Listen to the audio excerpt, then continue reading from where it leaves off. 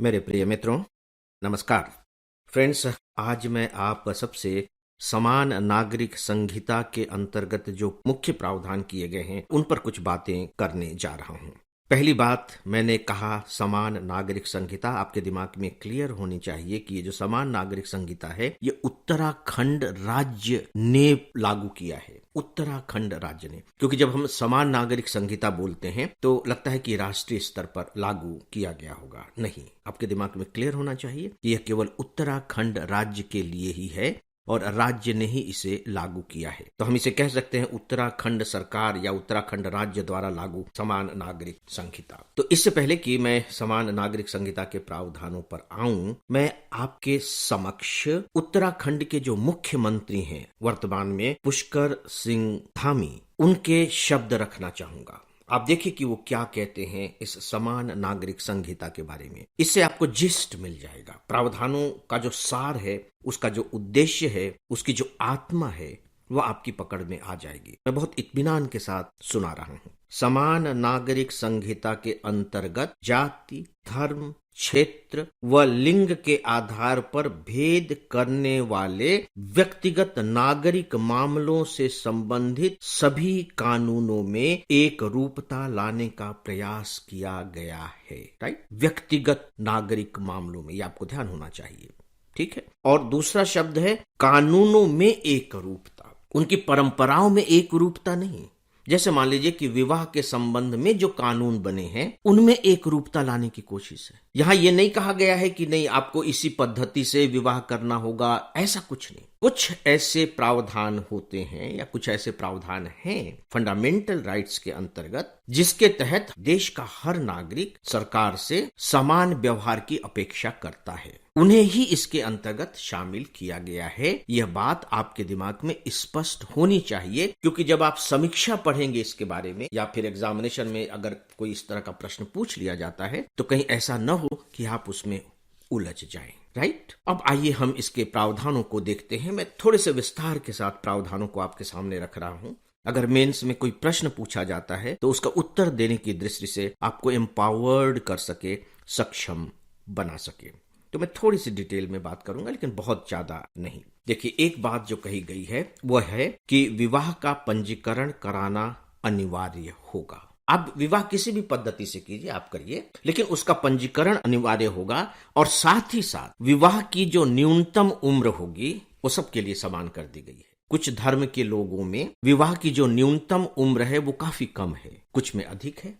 अधिक यानी कि जो कानूनन है, तो उसे समान कर दिया गया है कि लड़कों के लिए यह न्यूनतम उम्र है 21 वर्ष और लड़कियों के लिए है 18 वर्ष। इससे पहले विवाह नहीं किया जा सकता। और देखिए, आपने विवाह कर लिया और पंजीकरण कराना अनिवार्य है, तो सीधी सी बात है कि जब आप पंजीकरण कराने जाएंगे तो जन्म तिथि तो लिखी जाएगी ना। तो बाल विवाह जैसी जो कुरीतियां हैं कुछ समुदायों में मौजूद हैं, उन पर इससे नियंत्रण किया जा सकेगा। और डेफिनेटली जब बाल विवाह होते हैं तो उनके अपने शारीरिक दुष्प्रभाव भी दिखाई देते हैं। मेडिकली भी ये बहुत सही नहीं है। दोस्तों, जो दूसरी बहुत बड़ी बात है, जो बहुत ही महत्वपूर्ण बात है, वो ये है कि पति पत्नी के रहते हुए दूसरा विवाह करना पूरी तरह प्रतिबंधित होगा। पति पत्नी अगर जीवित हैं तो ऐसा नहीं है कि कोई उनमें से दूसरा विवाह कर सकेगा। थर्ड है, अब ध्यान दीजिए कि ज्यादातर आपको विवाह, उत्तराधिकार, संपत्ति, तलाक, अगर तलाक के बारे में कहा जा रहा है तो वो भी तो विवाह से ही संबंधित है ना। अब देखिए नेक्स्ट क्या है। वैवाहिक दंपत्ति में यदि कोई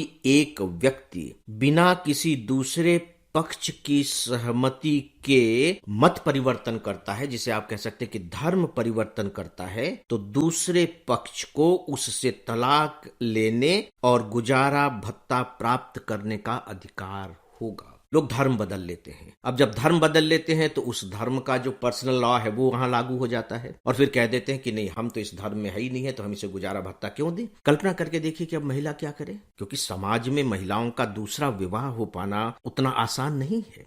ठीक है, धीरे धीरे समाज खुल रहा है, लेकिन आसान तो नहीं है। तो कम से कम पेट तो भरे, जीवन तो चले, उनके जीवन की रक्षा तो हो सके। तो ऐसा नहीं है कि आपने दूसरा धर्म स्वीकार कर लिया और आप गुजारा भत्ता नहीं देंगे। गुजारा भत्ता प्राप्त करना अधिकार होगा। इसके बाद जो अगला पॉइंट है वो है सभी धर्मों के पति और पत्नी को तलाक लेने का समान अधिकार होगा। समान अधिकार, जो अधिकार पुरुष को है वही अधिकार स्त्री को भी है। देखिए ये व्यवस्था इसलिए की गई है कि अगर हम पुरानी संहिताओं को भी देखें एक पर्टिकुलर एज के बाद तो ज्यादातर पुरुषों के फेवर में है। बहुत धर्मों में तो सीधे सीधे यही है, समुदायों में भी है कि पति जब चाहे तलाक दे दे, पत्नी को कोई अधिकार ही नहीं है और उसमें पत्नी कुछ कर भी नहीं सकती है। तो नहीं, पत्नी भी तलाक लेने की उतनी ही अधिकारी होगी जितनी की पुरुष है। दोनों को समान अधिकार दे दिए गए हैं क्योंकि फंडामेंटल राइट्स में दोनों समान है। भाषा, लिंग, जाति के आधार पर कोई भेदभाव नहीं किया जा सकता। लेकिन ये सब भेदभाव पर्सनल लॉ के हिसाब से चल रहे थे, उन्हें खत्म करने की कोशिश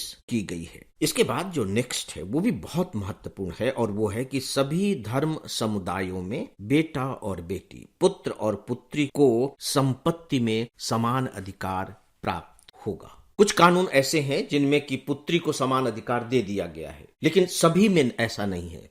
कुछ जातियों में, कुछ समुदायों में, कुछ धर्मों में अभी ये अधिकार उन्हें प्राप्त नहीं है। तो यहाँ पुत्र और पुत्री को समान अधिकार प्राप्त होगा। ये बहुत बड़ी बात है दोस्तों। इसका सबसे बड़ा इंपैक्ट क्या होगा जो मुझे समझ में आता है वो ये है कि कन्या भ्रूण हत्या की स्थितियां कम होंगी। देखिए उसमें होगा क्या, उसमें होगा ये कि भाई पुत्री पुत्र, एक या दो संतान, तो पुत्री को भी समान अधिकार है, पुत्र को भी समान अधिकार है। तो पुत्रियों को समाज में समानता का अधिकार मिल सकेगा, उन्हें समान दृष्टि से देखा जाने लगेगा। और आप देखिए कि समाज में कितना बड़ा परिवर्तन आ गया है। अब लड़कियों की शिक्षा का प्रतिशत देखिए, पहले से बेहतर होती चली जा रही है। आपको जीवन के सभी क्षेत्रों में उनका प्रवेश होता चला जा रहा है और वहां बहुत अच्छी सफलताएं हासिल कर रही हैं। तो फिर ऐसी स्थिति में समान अधिकार उन्हें मिलना ही चाहिए। इस तरह की व्यवस्था की गई है। दोस्तों जो नेक्स्ट है वो है संपत्ति पर केवल पुत्र और पुत्री का ही समान अधिकार नहीं होगा, बल्कि आप सोच करके देखिए कि जिन्हें हम अवैध संतान कहते हैं,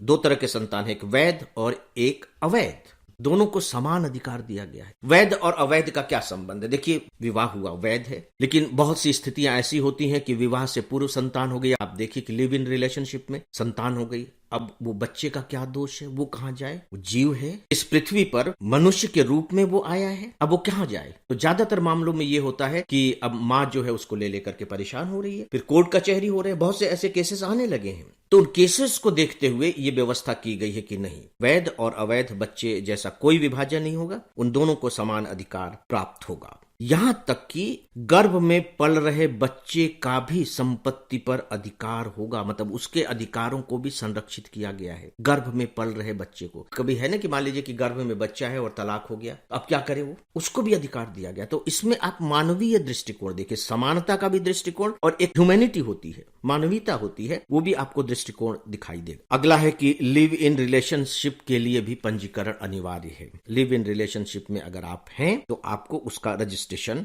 कराना होगा, और यदि लिव इन रिलेशनशिप के दौरान कोई संतान हो जाती है तो उसको भी बकायदे वे ही अधिकार प्राप्त होंगे जैसे कि विवाहित माता पिता के संतान को अधिकार प्राप्त होते हैं। दोस्तों ये कुछ इंपॉर्टेंट प्रावधान किए गए हैं। जो मैंने प्रावधान बताए हैं, आपको लग रहा होगा कि विवाह, संपत्ति पर अधिकार, उत्तराधिकारी आप कह सकते हैं, तलाक, ये सब के सब उन्हीं मामलों से संबंधित हैं। एक अंतिम पॉइंट और वो ये कि जो जनजातीय समूह हैं उन्हें इस संहिता के दायरे से बाहर रखा गया है, वे इस संहिता में शामिल नहीं किए गए हैं। तो दोस्तों ये कुछ महत्वपूर्ण प्रावधान थे। आप इन प्रावधानों को ध्यान से पढ़ें, बार बार सुने, अपने दिमाग में बसा लें, क्योंकि अगर राष्ट्रीय स्तर पर कभी कोई समान संहिता आई या दूसरे राज्यों में भी कभी समान नागरिक संहिता आई तो मान करके चलिए कि जो प्रोविजंस होंगे वो इन्हीं क्षेत्रों में होंगे और लगभग इसी तरह के होंगे, क्योंकि समान आप नागरिक अधिकार दे सकें उसके लिए इनके अतिरिक्त और कोई दूसरे आधार